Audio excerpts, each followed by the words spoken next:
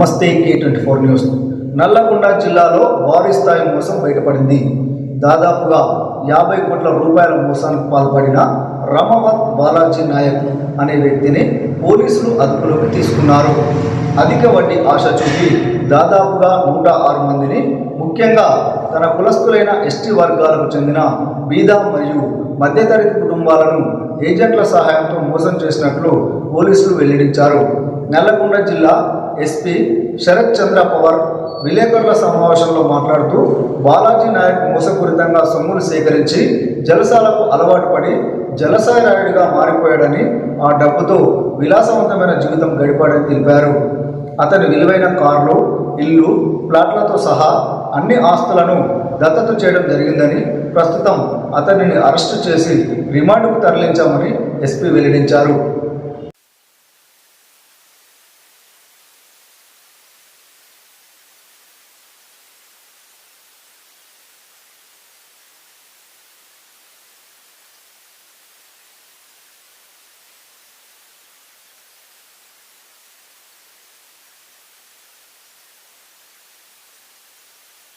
అందరికీ నమస్కారం.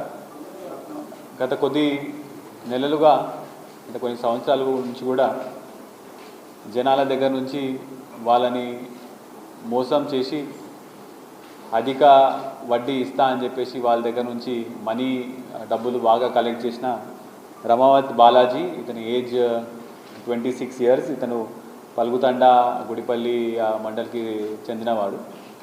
ఇతని మీద ఇప్పుడు మనం ఒక 3 డిపాజిటర్స్ యాక్ట్ కింద ఎఫ్ఐఆర్స్ రిజిస్టర్ చేయడం జరిగింది.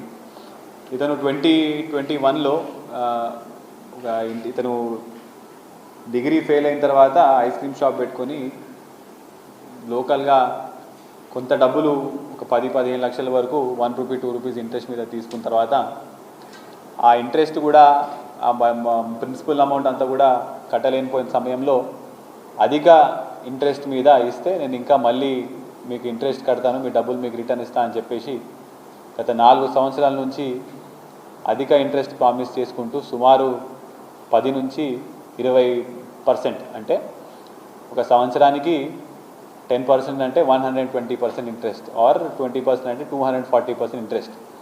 బ్యాంక్స్ మనకి 7 to 8% ఇస్తే, ఇతను లోకల్లో జనాలకి అందరికీ నేను మీకు 120% ఆర్ 240% మధ్యలో అతనికి అవసరాలు బట్టి ఒక ఇంట్రెస్ట్ రేట్ మాట్లాడి జనాల నుంచి డబ్బులు తీసుకోవడం జరిగింది. ఇనీషియల్గా స్టార్టింగ్లో ఒక 2-3 నెలల వరకు తీసుకున్న డబ్బులన్నీ కూడా ఏదో ఒక రకంగా ఇన్వెస్ట్మెంట్ చేద్దామని చెప్పేసి కొంత 2-3 ప్లాట్లు, 2-3 ఇల్లులు కొన్న తర్వాత కొంత మనీ స్టాక్ మార్కెట్లో పెట్టడము, మిగతా అంతా కూడా స్టాక్ మార్కెట్లో లాస్ వచ్చిన తర్వాత వచ్చిన కొత్త డబ్బులు, అంటే కొత్తగా వచ్చిన ప్రిన్సిపల్ అమౌంట్ తీసుకొని మళ్ళీ ఇంట్రెస్ట్ కింద పేమెంట్ చేయడం జరుగుతుంది. అంటే ఒకవేళ అతనికి ఈ నెల మనం ఇంట్రెస్ట్ 1 కోటి రూపాయలు ఇవ్వాలి అంటే కొత్త జనాల దగ్గరికి వెళ్ళేసి మీరు నాకు 1 కోటి రూపాయలు ఇవ్వండి, నేను మీకు 20% ఇంట్రెస్ట్ ఇస్తాను అని చెప్పేసి ఆ 1 కోటి రూపాయలు తీసుకొని అదే 1 కోటి రూపాయలని మళ్ళీ ఇంట్రెస్ట్ కింద ఇవ్వడం జరుగుతుంది. అయితే లాస్ట్ 3-4 years నుంచి రెగ్యులర్గా ఇంట్రెస్ట్ అనేవి ఇస్తున్నాడు కాబట్టి జనాలు ఇతన్ని నమ్మి చాలా వరకు బయటికి వెళ్ళి అప్పులు తీసుకొని వచ్చి కూడా ఇతనికి డబ్బులు ఇవ్వడం జరిగింది. కానీ లాస్ట్ 6 months నుంచి ఇంట్రెస్ట్ పేమెంట్స్ కరెక్ట్గా లేకపోయేసరికి, అతనికి కొత్తగా ఎవరు డబ్బులు ఇవ్వకపోయేసరికి ఇంట్రెస్ట్ పేమెంట్లు అనేవి ఆగిపోయినాయి. అదేవిధంగా అతని దగ్గర ఉన్న ప్రిన్సిపల్ అమౌంట్ కూడా ఇతని దగ్గర ఏమీ లేదని చెప్పేసి ఇతను పారిపోతూ తిరుగుతున్నాడు. దీనికి సంబంధించి మనము ఒక 3 ఎఫ్ఐఆర్లు రిజిస్టర్ చేయడం జరిగింది. అతన్ని ఇవాళ పొద్దున మనము నల్గొండ టౌన్లో మనం అతన్ని అరెస్ట్ చేసినాము. అరెస్ట్ చేసిన తర్వాత అతనికి ఉన్న ట్రేడింగ్లో ఉన్న కొన్ని అకౌంట్స్ ఉన్నాయని కన్ఫెషన్లో చెప్పడం జరిగింది. అవన్నీ ఓపెన్ చేసి చూస్తే కూడా అతను సుమారు 12 కోట్ల వరకు లాస్ట్ 2 yearsలో ట్రేడింగ్లలో మనీ అంతా కూడా పోగొట్టడం జరిగింది. ట్రేడింగ్లో కూడా ఫ్యూచర్స్ అండ్ ఆప్షన్స్ అని చెప్పేసి అది కూడా ఫాస్ట్ ట్రేడింగ్ ఉంటుంది. అతనికి తెలియని విద్య, అది కూడా అందులో 12 crores వరకు పెట్టడం జరిగింది. పెట్టి కూడా అన్నీ పోయినాయి. అదేవిధంగా లాస్ట్ ఇయర్ 2 సంవత్సరాల క్రితం ఉన్న లిక్కర్ టెండర్లో కూడా 11 టెండర్లు 11 అప్లికేషన్స్ ఫైల్ చేయడం జరిగింది. 111 అంటే సుమారు 2.5 కోట్ల వరకు అప్లికేషన్స్ దాని మీద ఖర్చు పెట్టడం జరిగింది. అందులో అతనికి ఒకటే వచ్చింది, మిగతావి సిండికేట్లో ఒక 4 వచ్చినాయి. ఆ ఒకటి వచ్చింది కూడా లాస్ట్లో అతను మళ్ళీ వేరే వాళ్ళకి అమ్మేసి మళ్ళీ ఇంట్రెస్ట్ కట్టడం జరిగింది. అంటే ఇతను ముఖ్యంగా ఏం చేసినాడంటే జనాల దగ్గరికి వెళ్ళి ఈ నెల మనం ఇంత ఇంట్రెస్ట్ కట్టాల్సిన అవసరం ఉంటుంది కాబట్టి ఎవరో తెలియని మనిషి దగ్గరికి వెళ్ళేసి నేను మీకు 12% లేకపోతే 15% లేకపోతే 20% ఇస్తా అని చెప్పేసి ఆ డబ్బులు తీసుకొని మళ్ళీ ఇంట్రెస్ట్ కింద కట్టడం జరిగింది. ఇప్పుడు మా దగ్గర 2-3 విక్టిమ్స్ కూడా వచ్చినారు. ఆ విక్టిమ్స్ కూడా ఏమంటున్నారంటే ఈ నల్గొండలో ఉన్న ఐటీ టవర్ కూడా నాదే అని చెప్పేసి ఐటీ టవర్లో 2-3 దగ్గర డబ్బులు తీసుకున్నాడు. ఆ మందు దుకాణాలు నావే అని చెప్పేసి అక్కడ కూడా డబ్బులు తీసుకోవడం జరిగింది. హైదరాబాద్లో రియల్ ఎస్టేట్ వెంచర్స్కి దగ్గర తీసుకుని వెళ్ళి ఈ రియల్ ఎస్టేట్ వెంచర్ అంతా కూడా నాదే అని చెప్పేసి జనాల దగ్గర డబ్బులు తీసుకోవడం జరిగింది. అయితే ఈ విధంగా చాలామంది మోసపోయి పాపం వాళ్ళు కూడా ఇదేదో ఇంట్రెస్ట్ బాగా వస్తుందని చెప్పేసి వాళ్ళు కూడా బయట ₹2 నుంచి ఇంట్రెస్ట్కి తీసుకొని వచ్చేసి ఇతనికి ₹10, ₹12, ₹20 ఇంట్రెస్ట్ ఇవ్వడం జరిగింది. అయితే ఇప్పుడు మనం ఇవన్నీ పట్టుకున్న తర్వాత ఒక సుమారు 36 ప్రామిసరీ నోట్స్ మనము సీజ్ చేయడం జరిగింది. ఈ నోట్స్లో కూడా మనము చూస్తే దాని వెనుక 12%, 16%, 20% ఇంట్రెస్ట్ కూడా మనకి తెలుస్తున్నది. అదేవిధంగా ఒక 4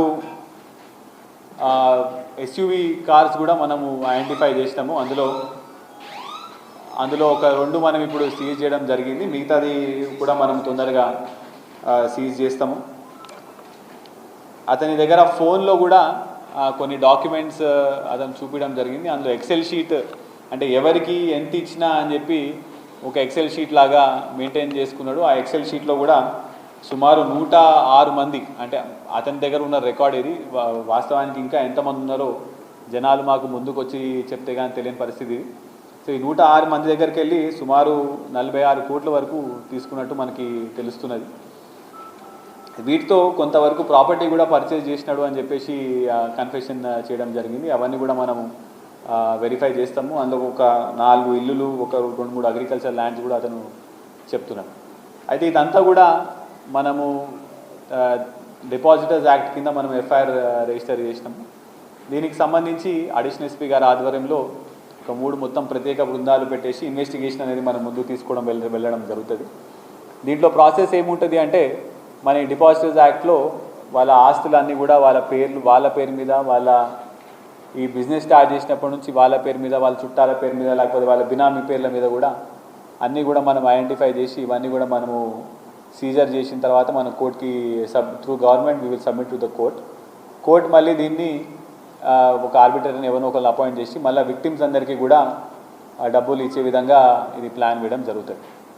అయితే మా పోలీస్ డిపార్ట్మెంట్ తరఫు నుంచి ఒకటే సింపుల్ ఒక రిక్వెస్ట్ అందరికీ కూడా, ఒకటి ఇది అయిందని చెప్పేసి ఎవరు కూడా పానిక్ అవ్వాల్సిన అవసరం లేదండి. వాళ్ళ దగ్గర ఉన్న ఆస్తులన్నీ కూడా మనం కంపల్సరీగా we will seize and we will recover చేసిన తర్వాత కోర్టుకి సబ్మిట్ చేస్తాం. కోర్టు నుంచి మీకు మనీ అనేది రావడం జరుగుతుంది.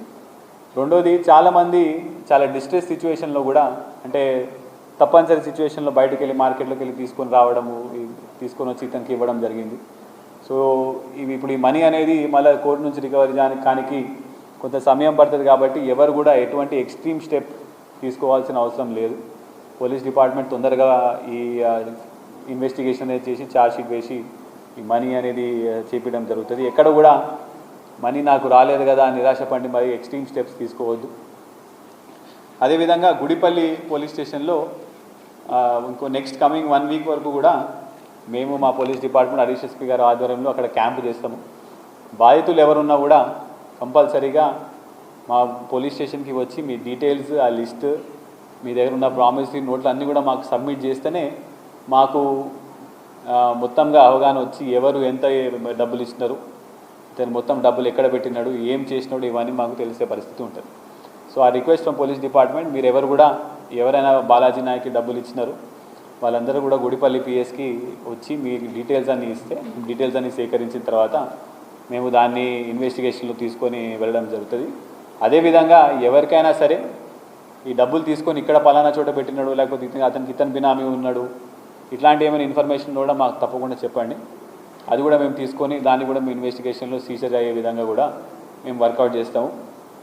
అన్నిటికన్నా ముఖ్యమైనది ఏంటంటే చాలా వరకు ఇట్లాంటి ఫినాన్షియల్ ఫ్రాడ్ కేసులలో ఎవరో ఒకరు పైరవికారులు ఎవరో ఒకరు వచ్చేసి మేము ఇచ్చేస్తాము అది చేస్తే మేము వాళ్ళతో మాట్లాడతామని చెప్తారండి.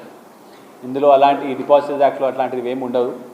ఏది ఉన్నా కూడా amount will be seized, property will be forfeited, will be attached, will గవర్నమెంట్కి ద్వారా కోర్టుకి ఇవ్వడం జరుగుతుంది.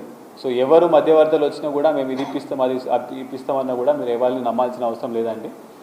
మేము పోలీస్ డిపార్ట్మెంట్ తరఫు నుంచి అన్ని అసెట్స్ కూడా మనము సీజ్ చేసి అటాచ్ చేసి కోర్టుకి సబ్మిట్ చేయడం జరుగుతుంది. కోర్టు నుంచి you will get your money, మీ డబ్బులు అనేవి కోర్టు నుంచి రావడం జరుగుతుంది.